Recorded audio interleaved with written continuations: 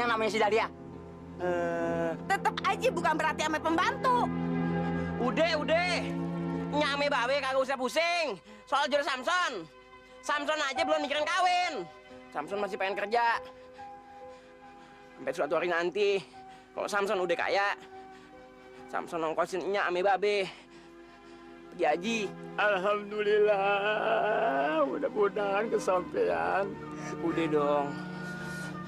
Jangan mewek. Samson paling kagak bisa ngeliat orang mewek.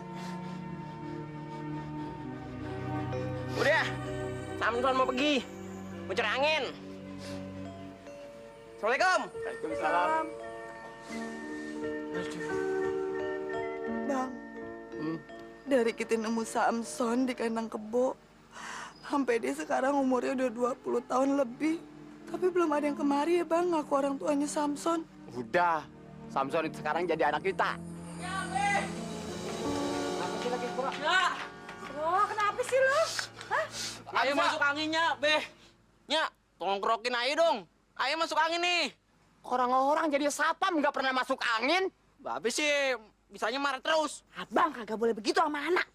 Angin tuh salahin angin. Kenapa bisa masuk ke badan aye? Tuh, salahin. Udah ya. Babe sih ngomong dulu. Udah. Sini nggak kerokin.